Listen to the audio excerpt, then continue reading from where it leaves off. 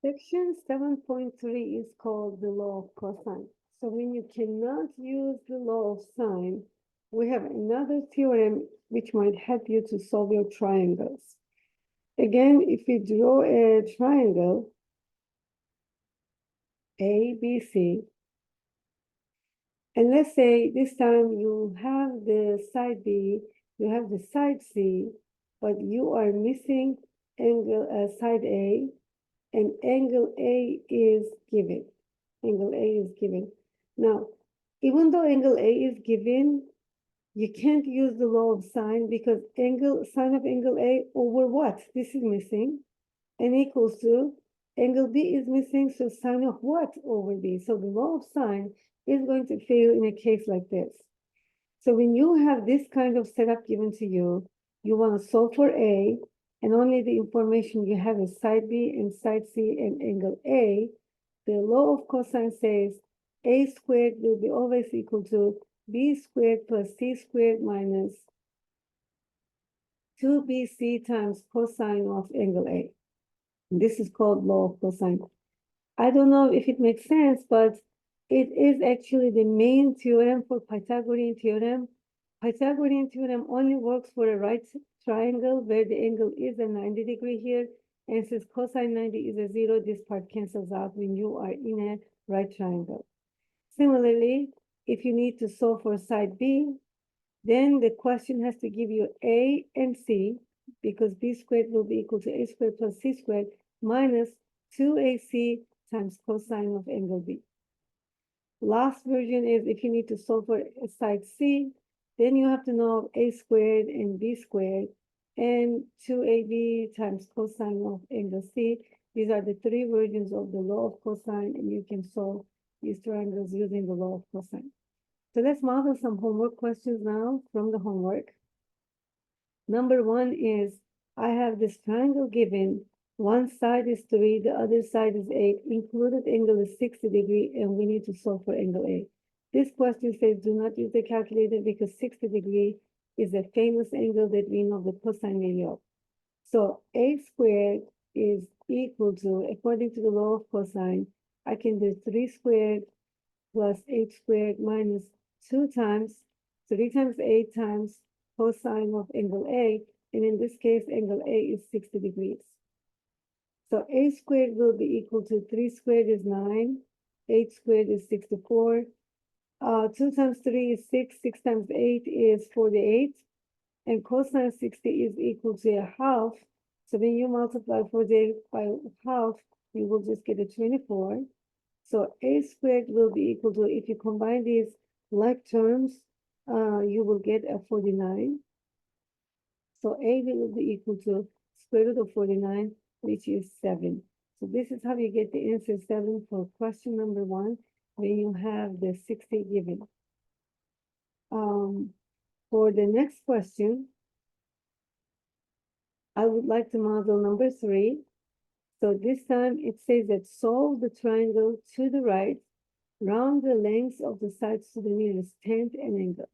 So we have the angle C is given, and we want to solve for side C first. And then we're going to actually maybe use the law of sine again to find out the missing two angles. So let's just model number 3. So first, we're going to start with using the law of cosine. So C squared is equal to A squared plus B squared minus 2 times 6 times 4 times cosine of 97. And then I know that to the calculator, I have to input a big gigantic square root sign, because if this is equal to C squared, C will be the square root of this whole thing. And on decimals, I need to find the answer to this big gigantic expression to find the side C. On decimals, the first thing I do is I go to the settings and I make sure that I'm still on degrees. And then I will tell them that I am going to need a big square root, but I shouldn't be typing them with caps lock. I should type the letters with lowercase. And we need 6 squared and 4 squared. 6 squared plus 4 squared minus 2 times 6 times 4 times cosine of, and the angle given in the problem was 97. So I'm gonna need, it's probably okay if you don't put your angle in the parentheses, but I wanna be on the safe side and I wanna locate it. And it tells me that side C will be 7.6. I wanna read the directions again. It says to the nearest tenth, so the answer is 7.6. And I have the answers here. So we are pretty sure that we put everything correctly on the calculator, and then the side C will be equal to 7.6. Now, we have this side now. It's no longer an unknown number. It's 7.6, but we have to locate the other angles. If there was only one missing angle, I will add them up and subtract them from 180, but here, I don't have both angles. So we still have to use our law of sine, because according to the law of sine, sine of 97 over 7.6 will be equal to sine of B over B. B is equal to 4. When I did cross multiplication, sine of B will be calculated as 4 times sine of 97 over 7.6. And I know that if I wanted directly to find the angle B to the calculator, I need to tell them that I need arc sine of or inverse sine of 4 times sine of 97 over 7.6. So let's put this to the calculator. So 4 times sine of 97, 4 times sine of 97 is the top part, and the bottom part is 7.6. But again, this gives me the sine value of angle B, but I need the angle B directly. So I'm going to put another function around it. So sine to the power of -1. And then I'm going to put this portion to a calculator. And the calculator gives me that the angle I'm looking for is 31.5. 31.5 is what I need. But the question says round it to the nearest degree. So to the nearest degree, this is 31.5, or to the nearest degree, this will be just 31. Again, this is 31.4. To the nearest degree, it will be just 31 degrees. Once we have the angle B, I didn't put it in the right place. See, if you don't pay attention to the order, the homework is going to mark you wrong. The one that I solved for angle B, so angle B is 31 degree. Now finding angle A is easy because one of the angles is 97, the other angle is 31. When I add them up, it is 128 degrees. And then when I subtract them from 180, this will give me 252 degrees, what I need for angle A. So it is quite possible that we're going to start with law of cosine, and then we're going to move to the law of sine to solve this triangle. We are going to solve one more question, then we're going to look at the area formula under this homework. So for this one, I have the sides given, all 3 sides are given, and the question wants me to solve for all the angles. Now, it's completely up to me how I want to set up the law of cosine, but I want to start with 12 squared because it's the biggest number here. I know that 12 squared is always equal to 10 squared plus the other side, which is another 10, minus 2 times 10 times 10 times cosine of angle A. So that's 144. This is a 100th. This is another 100th. And then this one is 200 times cosine of angle A. And then if we leave the 200 cosine of A alone and move to the right side, on this side, we are going to get 200 minus 144, which is 56. And cosine of angle A will be equal to 56 over 200. But if I need the angle A to the decimals, I have to enter, I need inverse cosine of 56 over 200. And decimals is going to give me the answer. So 56 over 200 is my ratio. 56 over 200. And this ratio is a cosine value. So we have to tell decimals that we want the arc cosine of this. So I'm just going to type arc cosine, but I could also write cosine to the -1 power. And decimals gives me the answer as 73.7. 73.7. So angle A is 73.7. That's how I can solve for angle A. Angle A is 73.7. Now, if I want to, I can set up another law of cosine for angle B and repeat everything, and I can find the angle B.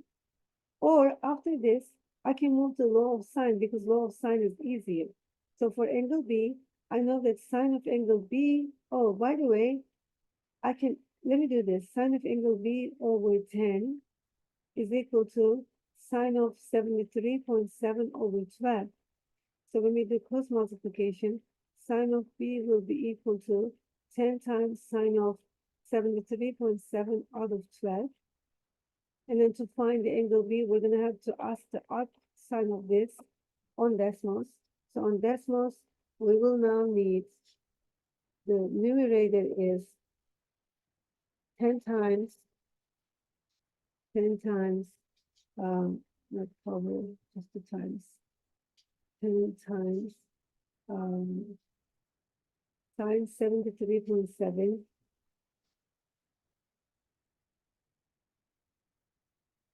and the denominator is 12. This is the sine value of the angle we're looking for. But if we are looking the angle itself, we have to put another function around this. So we're going to put this in a parentheses, and we will tell decimals that we need the arc sine of this number. And decimals will tell me that the angle I need is 53.11, which we can just get as 53. So angle B is 53.1 using the law of sine. And since both of these angles are, the sides are the same, that means our triangle to be an isosceles triangle. So the third missing angle will be the same as this angle. And that's how I can do this. So here, I didn't see it right away, but instead of applying the law of sine, once I got the answer to angle A as 73.7, if I realize that here I'm dealing with an isosceles triangle, I will just subtract 73.7 from 180 and then divide my answer by 2 because they have to share the sum evenly between these two angles. So that's 6, and then this is 106.3, the sum of these both angles.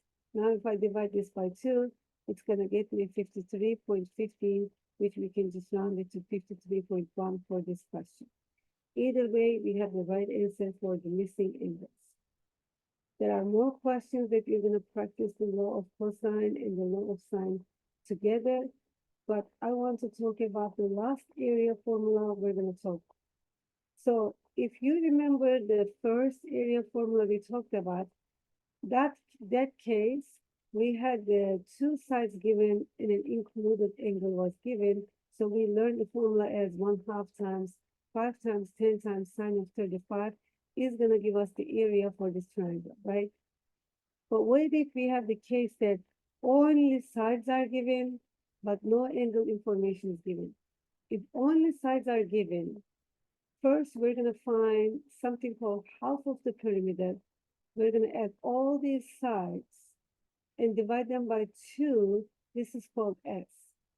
And then the area will be equal to whatever the S value, of course in square root, times S minus the first side, S minus the second side, S minus the third side. If you multiply these four numbers and take the square root, the answer will be equal to the area.